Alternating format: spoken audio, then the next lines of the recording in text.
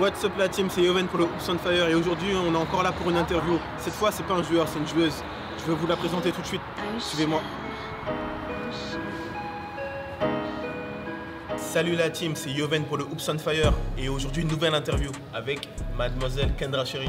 Bonjour à tous, je m'appelle Kendra Chéri, j'ai 18 ans, je joue au basket à La Roche-Vendée Basket, c'est ma deuxième année professionnelle et l'année dernière j'étais au Lyon Asvel féminin. Ok, parle-nous un peu de ta vie de pro. Et la vie de pro, il faut vraiment être autonome et mature, je pense, parce qu'on est livré à soi-même et pour se faire à manger, tout ça, et il ne faut pas manger n'importe quoi, il faut savoir s'organiser parce qu'on a les entraînements qui s'enchaînent. Ça c'est ce que tu dis, mais est-ce que c'est ce que tu fais? Oui, c'est sûr que je le fais pas tout le temps parce qu'on n'est pas parfait et il y a des moments de relâchement parce que après je suis jeune et tout, mais je suis bien entouré et on me conseille bien. Ok. T'as fait le buzz récemment? Enfin récemment, ouais c'est récent quand même. Parce que tu as dunké en plein match. Est-ce que tu peux nous parler de ça? Parce qu'on sait que dans le basket français, c'est pas forcément commun et que c'est quand même un exploit. Il y a même des vidéos qu'on tournait où tu dunkais à l'INSEP, c'était vraiment impressionnant.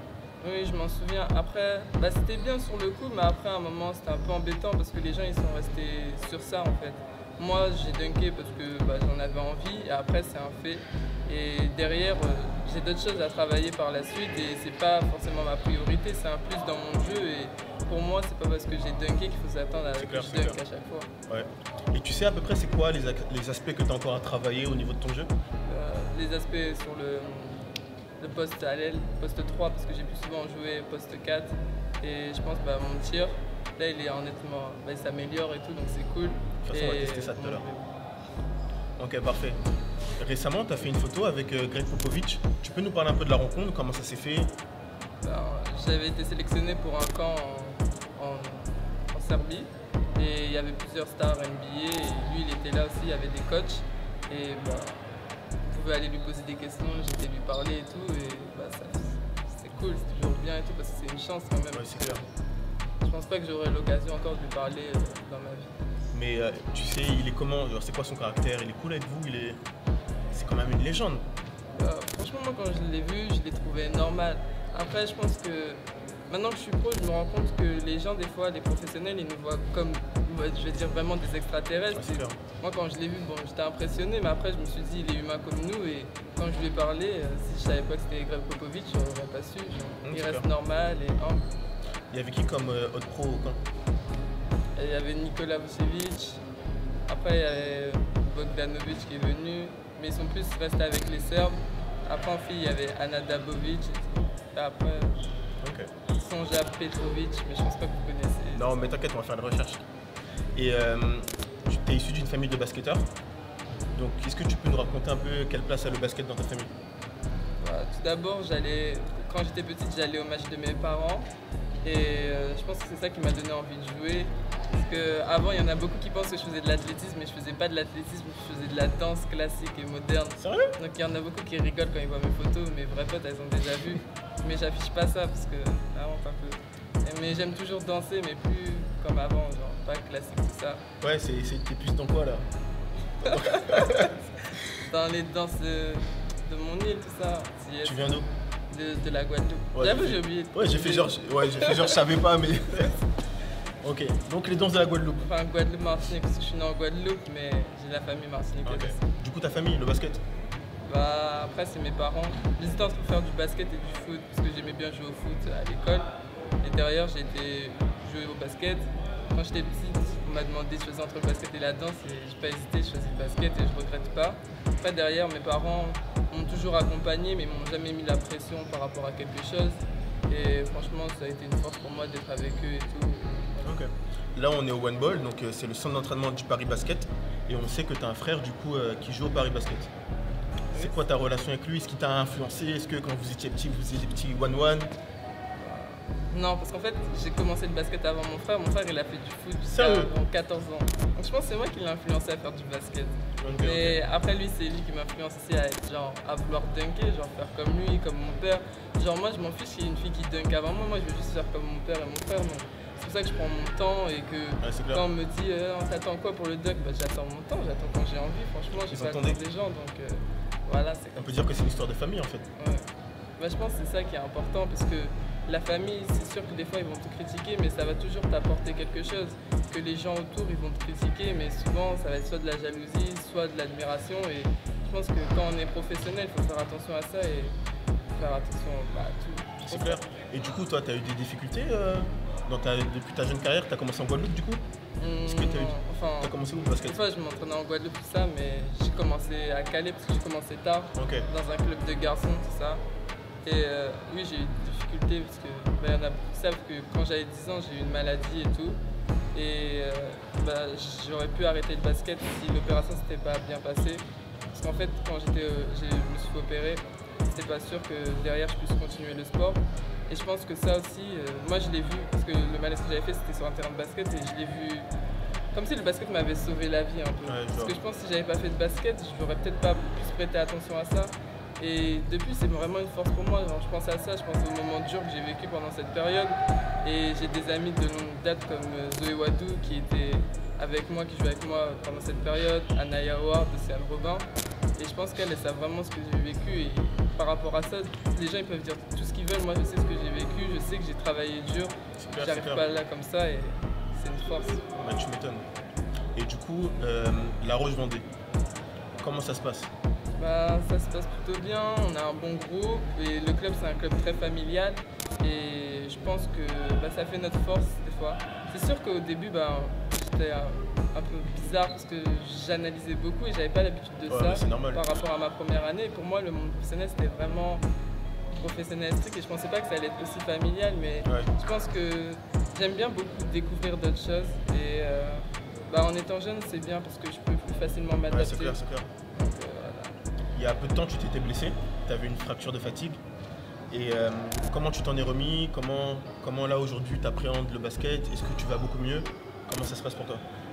Au début, déjà pendant la blessure, c'était dur, c'était pendant les playoffs, c'était juste avant les playoffs que je me blesse. Et c'est dur d'être pendant les finales aussi sur le banc. Mais derrière, c'était comme ça et j'avais un bac à passer. Donc derrière, je l'ai pris positivement parce que j'ai réussi à avoir mon examen. Et au niveau de la blessure, j'ai commencé ma rééducation en métropole et après je suis parti en Guadeloupe et j'ai continué là-bas et franchement je trouve que c'était bien parce que je pouvais récupérer à la rivière, je pouvais travailler dans le sable et tout. C'est pas les mêmes conditions, c'est vrai. Et après ma famille aussi, quand je voulais aller courir et tout, je voulais pas aller courir seul dans les bois, mes cousines ils venaient et tout. C'est ça que je dis aussi, de la famille c'est important, ils sont vraiment investis dans mon projet et tout, c'est cool. Là tu parles de la Guadeloupe et c'est quoi ton rapport avec la Guadeloupe? Genre qu'est-ce que ça représente pour toi? Moi ça représente tout, tout le temps je pense à ça, je sais pas, déjà là il fait froid, c'est dur, je sais pas, pour moi c'est la maison là-bas. Quand t'es là-bas tu fais quoi? C'est quoi tes activités favorites? Mis à part le basket bien sûr. On va dire aller à la plage avec mes cousins, et après on a des activités et tout ça, je sais pas. Quel genre d'activité? Je sais pas, on fait un peu la fête, ça va. Ok, je vois. T'as l'air d'être une fêtarde. Non, moi j'ai toujours la flemme en vrai. C'est juste, j'aime bien aller en soirée, mais moi je vais sortir, après je vais sortir 2-3 semaines avant.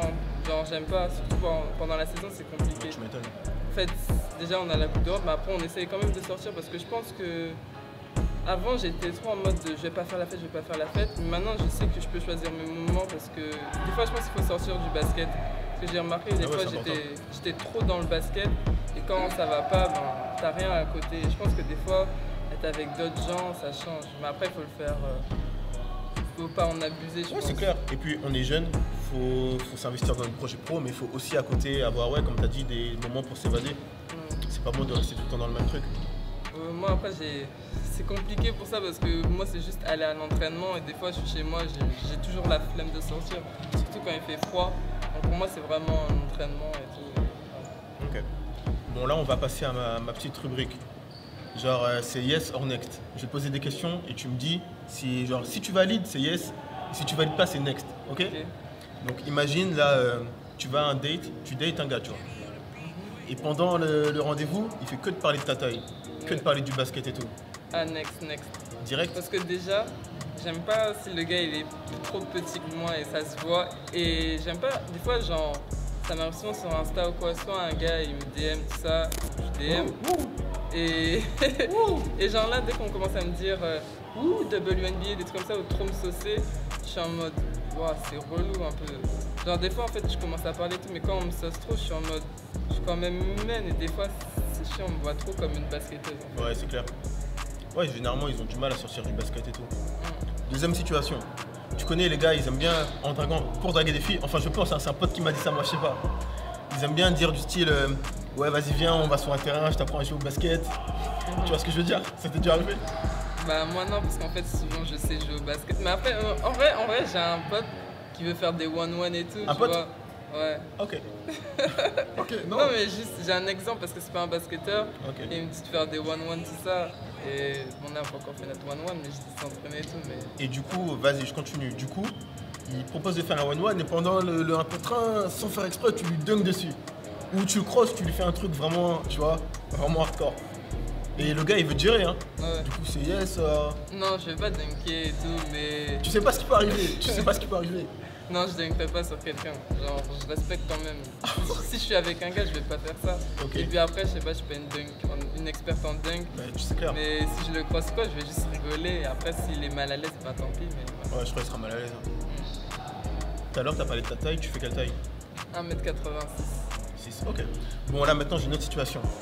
Tu parles avec un gars sur Insta, sur Twitter, comme tu veux. Mais tu vois, le feeling passe de ouf. Et là, première rencontre. Et tu vois que le petit. Enfin, le petit. Wouh non, tu vois que le gars, il est petit, tu vois. Mais genre, beaucoup plus petit que toi. 1m62. Non. Mais attends, mais avant, t'as parlé avec lui. Et ça, tu vois, il y avait le feeling et tout. Franchement, maintenant, next. Genre, franchement, je pense que quand je vois le gars, s'il est vraiment plus petit que moi, genre, tous les trucs, ça va partir comme ça. Genre, vraiment. Ok, moi, je m'en fiche des gens. Genre, s'il fait la même taille ou quoi, ou légèrement plus petit. Mais s'il est trop petit, non, next. Genre, je vais pas abuser tant pis. C'est aussi chaud. Hein. Il y a des gars, c'est des soldats. Ils veulent des meufs d'1m90, 1m91. Ouais. Bien évidemment, ces gars-là, ils sont bizarres. Hein. Ouais. Bon, du coup, je vais te poser une question maintenant. Tu vas nous raconter une petite histoire, si t'en as une. Ouais. C'est quoi? Est-ce qu'on t'a déjà charrié sur ta taille ou un gars t'a déjà dit un truc? C'est quoi la situation drôle qui t'est déjà arrivée en tant que basketteuse et en tant que femme, du coup? Bah, en vrai, j'en ai plusieurs, mais une situation drôle, genre, sur Insta, tranquille, il y en a, il me DM, il me parle, tout ça, et après, il me fait ouais, en fait, quand je t'ai vu, j'étais choquée et tout, t'étais grave mignonne, tout ça. Moi, je pensais que t'étais un ogre et tout, genre, de 2 mètres. Il m'a dit un ogre de 2 mètres, j'étais en mode. Putain, il déconne. Genre, avec une voix d'homme, tout ça, j'étais en mode, mais c'est pas parce que je dunk pas que je suis archi grande. Les gars, ils déconnent des fois. Et après, il y en a, ils croient trop. Bah, des fois, on parle et ils me font ah, tu fais 1m86 et tout, parce qu'à côté des filles, je fais grande et genre. Je sais pas, c'est pas que des fois je dis les gens ils me prennent pour des extraterrestres, mais après, j'avoue, on est grande quand même. Parce que quand je sors en ville et tout, genre, Ouais, je vois trop facilement au-dessus des gens, mais après, ça va quand même. Mais du coup, quand on dit des trucs comme ça, comment tu réagis? C'est quoi? Putain, ça peut être dur de réagir quand même. Non, moi en vrai, je rigole et je dis, ouais, c'est pour ça que je trouve pas de gars aussi. Les gens, ils parlent trop en fait. Des fois, ou après, le pire, c'est, il y en a, ils me font. On regarde tes abonnés sur Insta et tout, t'es une meuf archicotée. Moi je suis en mode, mais je suis normale en fait. Même après ils me parlent, ils me font, mais en fait t'es une meuf normale. Et moi je suis, ben oui, genre le basket c'est un fait, genre tout le monde fait du basket. Après oui, on est professionnel, mais derrière on reste des humaines. Et je pense que des fois ils ont peur qu'on réagisse mal, Ouais, mais il y a des filles normales qui font encore plus les meufs. C'est vrai, c'est vrai. Mais attends, là t'as dit, ouais, c'est pour ça que j'ai pas de gars. C'était une annonce ou si t'as un truc à dire à la caméra, vas-y, profites-en. Non, en vrai, bon, non, je vais Parce que rien attends, parce que en plus c'est l'hiver. Ouais. On a eu une discussion nous deux en PV et pendant l'hiver, on sait que tu vois, souvent c'est mieux. Apparemment, genre on cherche plus d'affection, un gars, une meuf. Enfin, une meuf pour moi du coup. Ouais. Et tu vois? Ouais, c'est vrai, parce qu'en fait, je sais pas, en été, en vrai, je suis trop en mode flemme, je sais pas, je fais mes affaires, tout ça, je m'amuse. Après, c'est vrai que, en fait, maintenant, j'ai changé, j'ai pris en maturité, je pense, et j'ai plus envie de me poser, je sais pas. Je sais pas si c'est parce que bah, je côtoie plus des adultes ou quoi, et pour moi, j'ai plus envie de me mettre en couple. Pour me mettre en couple, j'ai vraiment envie de me poser. C'est clair, et puis en plus, maintenant que t'es pro, c'est mieux d'avoir de la stabilité et de pas. Enfin, j'imagine, hein. Moi je suis pas pro, mais j'imagine que c'est le cas. Et du coup, si t'es en couple, pour allier ta vie de couple et le basket, tout ça, c'est au calme? Oui, moi je me prends pas la tête. De toute façon, en fait, les gens, des fois, ils pensent qu'avec le basket, ça prend que tout notre temps. Mais on va dire, l'entraînement il dure 1h30. Si t'arrives un peu avant ça, ça prend 3 heures de temps le matin, 3 heures l'après-midi. Et entre eux, tu fais rien. Des fois, moi, je dors, je révise mon code. Après, là, je vais m'inscrire à l'école et tout. Mais franchement, Enfin, c'est compliqué des fois, c'est sûr avec la distance ou quoi, mais on a vraiment du temps libre. C'est comme là, on a eu 3 semaines libres. Ce week-end, je suis libre et tout. Genre, franchement, on a du temps quand même. Faut juste trouver quelqu'un de mature et tout. Vous avez entendu les gars? Maturité et tout. Après, c'est carré. Hein. On va mettre son Insta là, au haut de la vidéo. Bon, c'est cool alors. En tout cas, je te remercie. C'était vraiment cool. Et là, on va passer au défi. Tu sais que tu m'as mis un vent au début de l'interview? Non. Je t'ai attendu comme ça. Ah ok, ma bad. Vas-y, t'inquiète.